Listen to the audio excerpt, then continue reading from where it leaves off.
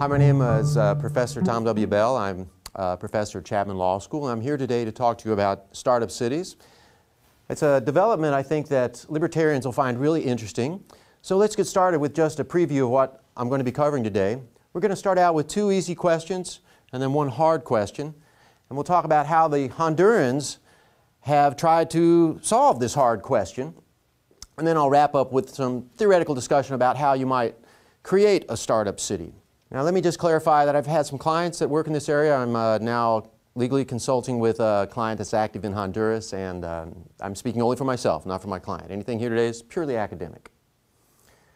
Let's talk about first, though, some terminology. Not everyone has heard this term, startup cities, and I was introduced to the term by these fine people at the Startup Cities Institute at University Francisco Marroquín in Guatemala. And they have adopted this for good reasons, I think. Let me share with you some of the alternative terms you might have heard that I don't think fit quite as well. Charter cities were introduced by Paul Romer. He's a brilliant economist, and they're kind of his baby, really. He has something different in mind than the people in Honduras and other folks who talk about startup cities. In Paul Romer's model, basically an outside country would go to a developing country and offer it the same government that it has back home. So the Canadians, for example, would go down to Honduras and run a city for them. Well, that's not exactly colonialism or even neo-colonialism, but it's a little too colonial for people in Honduras. So I'm going to leave that term for Paul Romer and his crew and wish them luck. What about free cities? A lot of people like that. That's indeed what they started out with here first at Reason. One problem with that is it's associated with the free city of Danzig. It's a long story, not a happy one. It was a territory between Poland and Germany that basically the Nazis took over. A lot of people, they hear free city, they think the free city of Danzig, now Gdansk, Poland. And at any rate, it's not really an apt term because the cities we're talking about are only freer. They're not completely free. They're not sovereigns. They're not like Athenian city-states. So again, great term. Don't think it fits best for what we have going on here. The Hondurans like model cities, las ciudades modelos, and that's great for what they plan. I'm going to tell you more about what they're doing in Honduras shortly. But let's just set that aside, model cities for the Hondurans. And with startup cities, we're talking about a more general phenomenon. I'll tell you more about what startup cities are in a minute, and we'll get to it through these questions. Let's talk about the difference between where you live and the government you have. I'm going to ask you an easy question. So, do you like where you live? I know many of you live in LA, it's got beautiful weather, your family's there, your job, your friends. Almost everybody likes where they live. If they don't, they up and move. That's an easy question. How about this one? Now, granted, I'm at Reason. I think I know how you're going to answer this. I used to live in LA myself, and, well, I got out, despite the regrets. So those are easy questions, but here's the hard question. Why can't you have better government delivered to you? Wouldn't that be great? Now, I know some people will say, well, you can do that. You just need to get politically active. You need to vote. Okay, that is a solution. It's not a great solution. We've tried that. I mean, I vote. And I have pretty good local government, but I voted California federal levels, and look what that's gotten us. By the way, I'm not to blame for any of that. I just want to clarify. So let's talk about the Hondurans. Now, so they have this issue too. I'm sure Hondurans love their country. It's a beautiful country. It's got wonderful natural treasures, a rich culture, but they've got some problems here. I put this screenshot of this video up here so you can look it up if you like. The PowerPoint's available online if you want to see it. I recommend that you look at this, but that's not really going to talk about. That's just an example of a Honduran person having, alas, typically Honduran problems. These are some problems that the Hondurans are facing these days. This is a reason why they want to bring good government, better government to their country. I'm sure they'd love to stay in Honduras, but many of them are leaving for reasons like this. They have the highest per capita murder rate in the world these days. And the next contender, I just looked at this, is only around 60 people for every 100,000 people. It's a drug war, my friends. That's the problem, really. It's a U.S. export, one of the nastiest, and it's hitting the Hondurans where they live. As a consequence, the Hondurans are leaving. So people born in Honduras, 9% of the people born in Honduras have, at last count, and note, most of these people are undocumented, so this is probably an undercount, 9% of them are in the United States. I know there are people still stuck in Honduras, not everybody can leave. 30% of them say they'd like to move to the United States. Now, this has created a crisis at the border. Honduras has opened up sort of a diplomatic outpost near the Texas border because 600 people a week, they're shipping back to Honduras. Well, the Hondurans, you know, they'd like to have better government where they live, and they've tried it, and their answer to these problems are the ZEDs. That's the Spanish acronym for Zones of Economic Development and Employment. Another reason the Hondurans are leaving their home country is because they can't find jobs. So they want to bring the jobs to Honduras. That's the Honduran flag. And I want to walk through with you this really interesting legislation they've passed. It's very innovative. It's uniquely Honduran. That's another reason not to call these charter cities. That's Paul Romer's baby. What he has in mind is not what the Hondurans have in mind. I'm very impressed with what they've done here. It's very creative. It's very bold. It's by Hondurans, it's for Hondurans, and it's under Honduran control. They do not want even Canadians, much less Americans, coming in and telling them how to run their country. They want to do it themselves. I respect that. I wish them luck. Let's talk a little bit about how they plan to do it. There's a long history of what Honduras has tried in this area, and I've been writing columns in the Freeman, a fine publication by Fee. And you can look those up to find out more. I'm not going to go through the history of their various legislations and litigations they've been through here. We're just going to start with the legislation they passed about a month ago. This is a map, shows you where Honduras is, in case you forgot. I know it's not foremost in most of your minds. Let's talk about what they've done in this new legislation. They amended their constitution, and they passed this legislation. And here are some things. I'm going to walk through this quickly. We can talk more in the Q&A if you like. I'm going to walk through quickly some of the things in this really interesting law they've passed. So the ZED are part of Honduras, but they're autonomous entities. They've said expressly they want to create something like Hong Kong in Honduras. They set their own budgets, these ZEDs. They have to be balanced. They set their own taxes. The statute caps the taxes at a certain low level. And they have to, you wonder what's in it for the Hondurans. Well, they want to create jobs. They want to basically try out some new modes of governance. But they also hope that these ZEDs are going to generate a lot of tax revenues, and that'll help fund the Honduran government. The ZED are not, I've heard people say they're like privately owned cities, and there's going to be like a Mr. Burns cackling somewhere and rubbing his fingers together. That's nuts. The statute expressly says they have to respect human rights. They have to provide all these benefits to the people of Honduras. Again, it's by the Hondurans, for the Hondurans.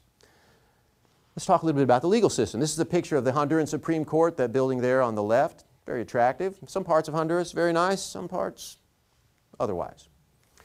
Very interesting what they've done here. It's a civil law system, like, of course, most Latin American countries. But in the ZED, they so admire the way the common law has worked in England, America, Hong Kong. They have said in the statute, we want you to adopt the common law for the ZED. The ZED can choose their own civil laws. They get to choose their own contract law, their own tort law, their own laws of property. They have to respect certain human rights, but basically the ZED are allowed to do that. With criminal laws, it's a little different. Criminal laws embody certain values that are very important to the Hondurans. They do not want a new Amsterdam, not the New York kind of New Amsterdam, but they do not want a place that has, people selling dope in the streets and prostitution and gambling, although actually prostitution and gambling are legal in Honduras. But the point is, they say, we have values in our criminal laws. You have to keep our criminal laws in these ZEDs unless you pass new laws and we approve them. Again, showing you the Hondurans are in control. The ZED, however, control their own police. This is very important to investors and residents of these new territories, or will be, when and if they build them. Because the Honduran police, let's say, they hope to learn from first world policing standards. It's another reason they hope to bring these ZED to their country. They want their civil servants to learn from the best in the world. Where will the ZED be? This is a nice little topographic map of Honduras. You can see how mountainous it is. They're not building a Panama Canal across this anytime soon.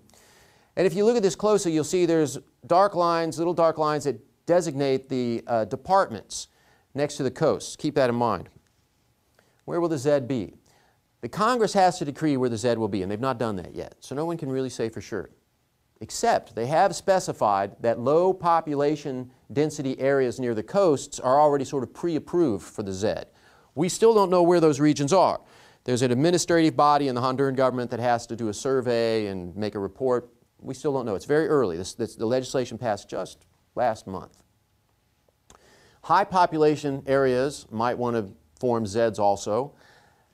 They need to hold referenda. So no one's shoving this down the throats of the Honduran people. They have to vote this into place if you're in a town or city. If it's in a low population area, because there are large tracts of land in Honduras that are privately owned, most notably by banana plantations, the landowners have to opt in. Again, No one's forcing this on the Hondurans. They're choosing it themselves.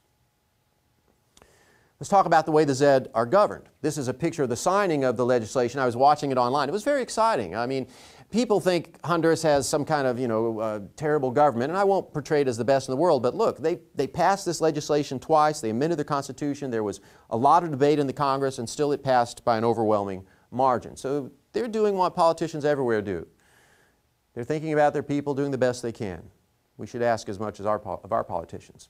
The President appoints 21 members of this Committee for the Adoption of Best Practices. It's a little bit like the legislature. It's really more like a board of trustees of the Zed. Congress approves them. This Committee for the Adoption of Best Practices appoints the technical secretary. And the people where the Zeds will be formed have some say on who that person will be. Has to be a person of Honduran citizenship, by the way. And the technical secretary is not quite just an executive, because the technical secretary can also pass laws.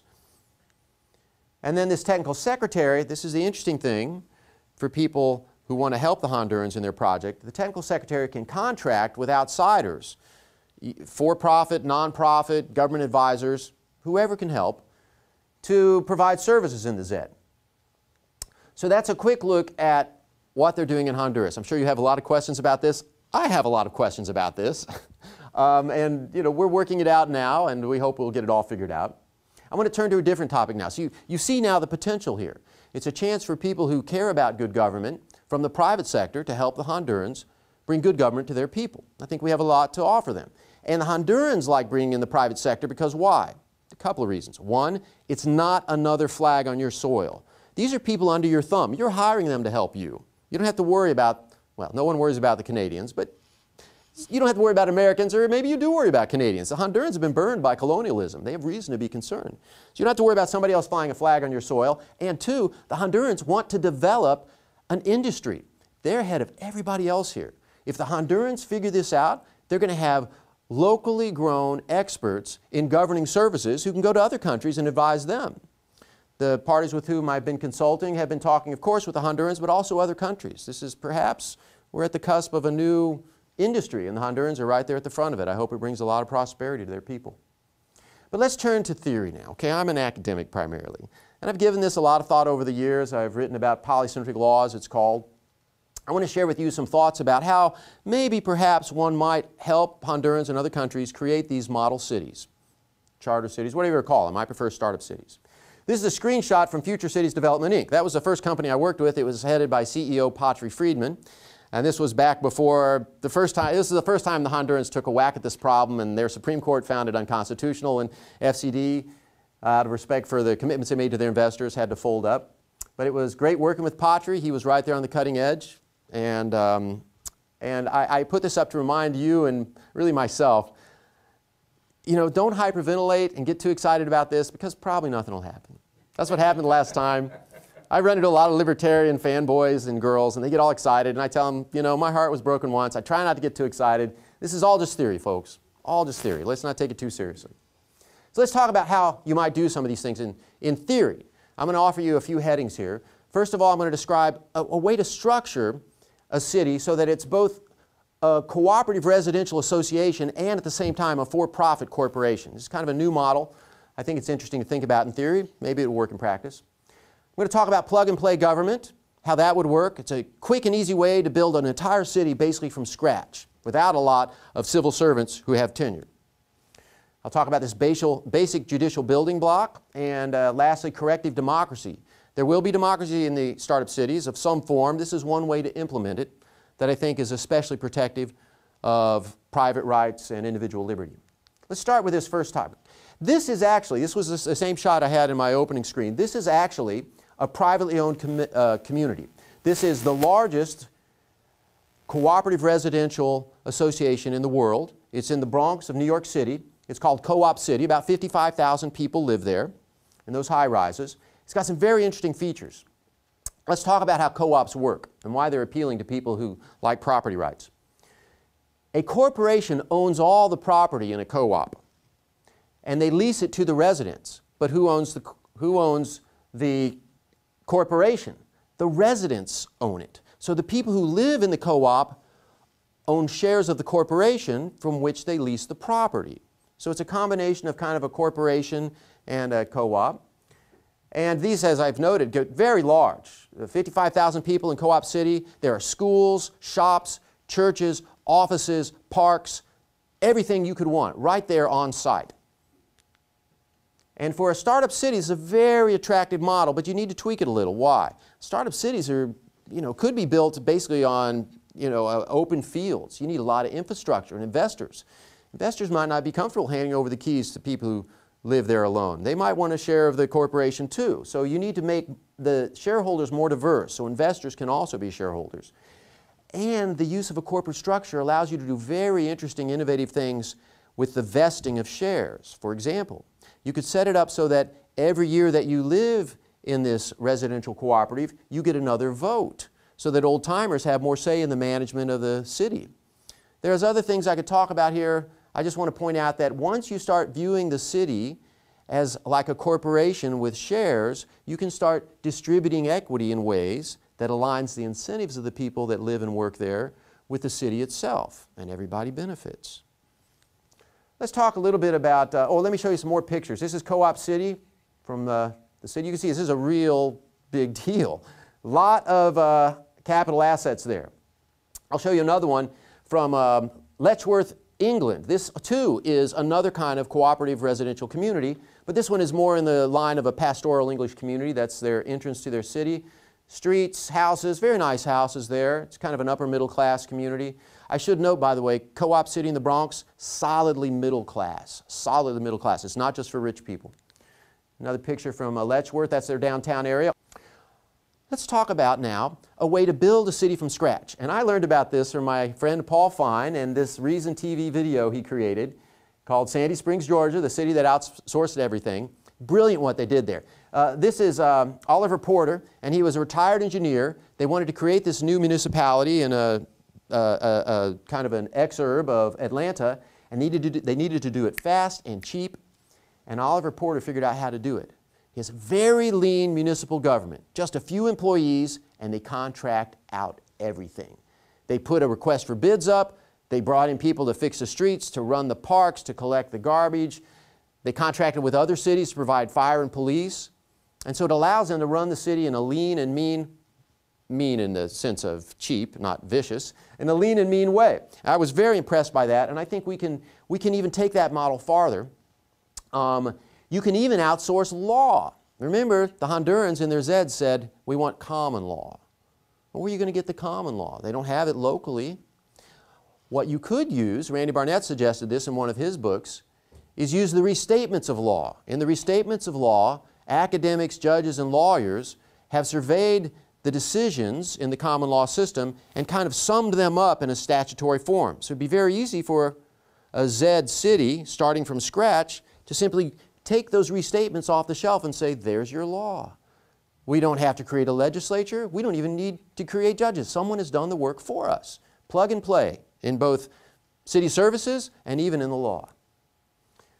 I want to tell you about this little model I've been playing with now. I'm kind of excited about this because it uses Legos. I got one in my pocket here. My son let me use this for my talk. Let me tell you how this would work. Now, this is a basic building block of justice. And I'm going to illustrate it here with some Lego blocks. Imagine that these two Lego blocks represent a plaintiff and defendant.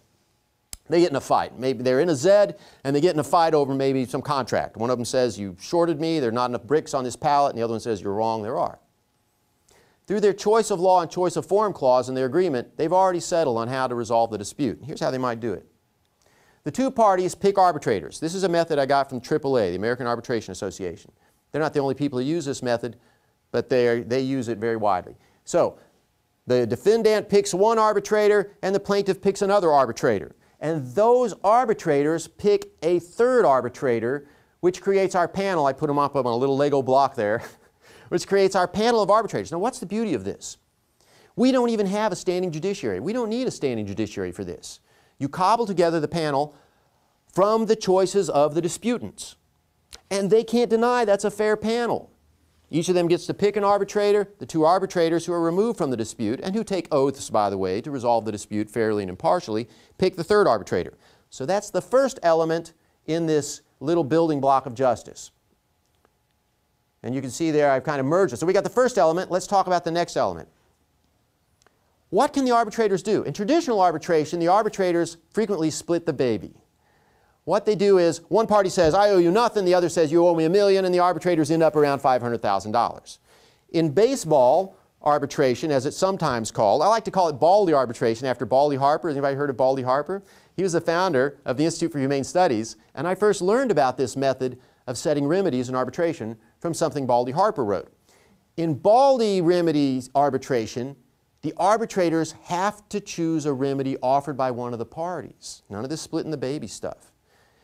The problem with the splitting the baby approach is you aim for extremes. That does not encourage the parties to settle the dispute. With this kind of choosing the remedy, the parties realize, oh, if I aim for the moon, they probably won't choose my remedy.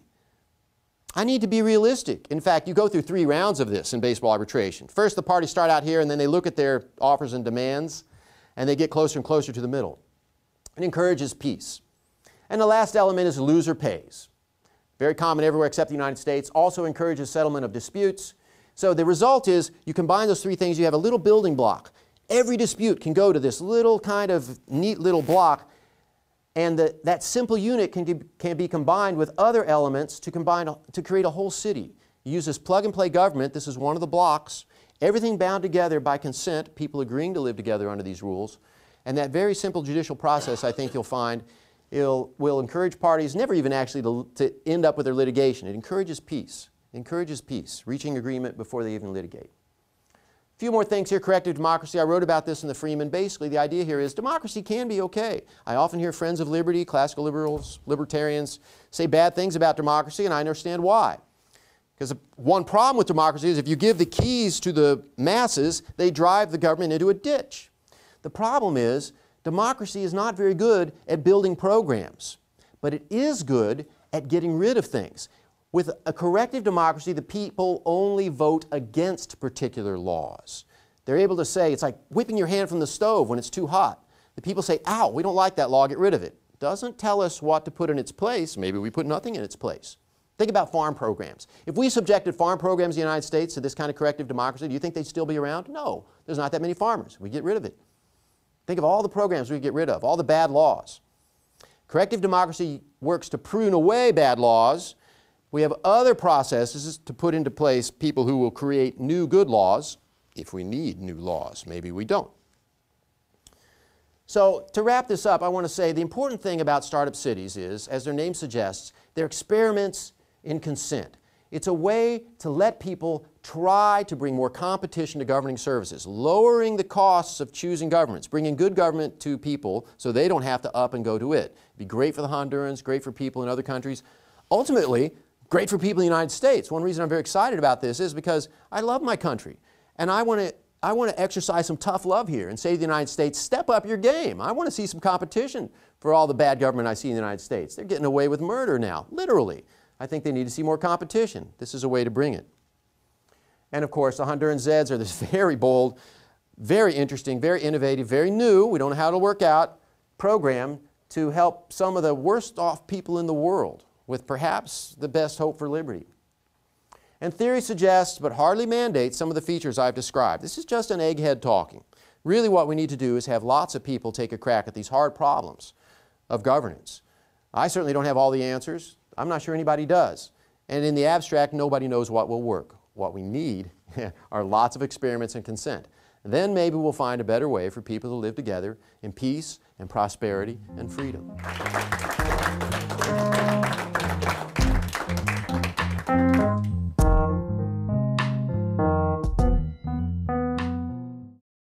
Wouldn't that be great?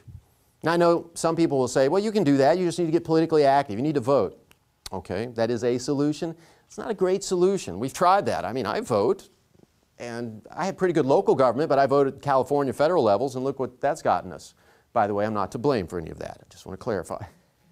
So let's talk about the Hondurans. Now, so they have this issue too. I'm sure Hondurans love their country. It's a beautiful country. It's got wonderful natural treasures, a rich culture, but they've got some problems here. I put this screenshot of this video up here so you can look it up if you like. The PowerPoint's available online if you want to see it. I recommend that you look at this, but that's not really going to talk about. That's just an example of a Honduran person having, alas, typically Honduran problems. these are some problems that the Hondurans are facing these days. But it's a little too colonial for people in Honduras. So I'm going to leave that term for Paul Romer and his crew and wish them luck. What about free cities? A lot of people like that. That's indeed what they started out with here first at Reason. One problem with that is it's associated with the free city of Danzig. It's a long story, not a happy one. It was a territory between Poland and Germany that basically the Nazis took over. A lot of people that hear free city, they think the free city of Danzig, now Gdansk, Poland. And at any rate, it's not really an apt term because the cities we're talking about are only freer. They're not completely free. They're not sovereigns. They're not like Athenian city-states. So again, great term. Don't think it fits best for what we have going on here. The Hondurans like model cities, las ciudades modelos, and that's great for what they plan. I'm going to tell you more. Let's talk about first, though, some terminology. Not everyone has heard this term, startup cities. And I was introduced to the term by these fine people at the Startup Cities Institute at University Francisco Marroquín in Guatemala.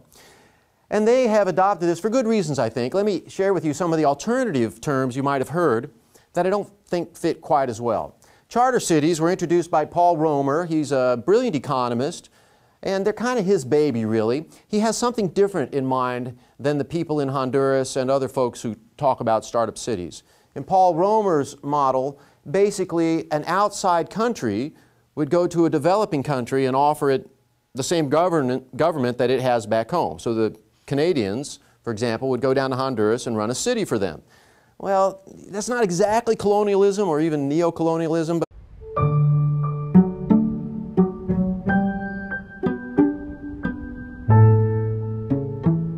hi, my name is Professor Tom W. Bell. I'm professor at Chapman Law School, and I'm here today to talk to you about startup cities. It's a development I think that libertarians will find really interesting. So let's get started with just a preview of what I'm going to be covering today. We're going to start out with 2 easy questions and then 1 hard question. And we'll talk about how the Hondurans have tried to solve this hard question. And then I'll wrap up with some theoretical discussion about how you might create a startup city.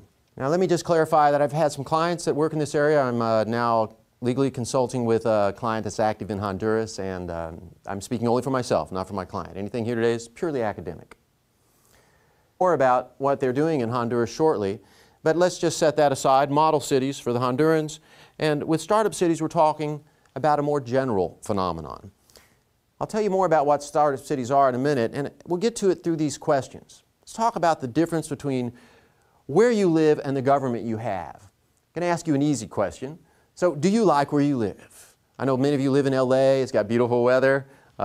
Your family's there, your job, your friends. Almost everybody likes where they live. If they don't, they up and move. That's an easy question. How about this one? Now, granted, I'm at Reason. I think I know how you're going to answer this.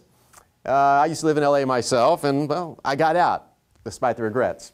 So those are easy questions, but here's the hard question. Why can't you have better government delivered to you?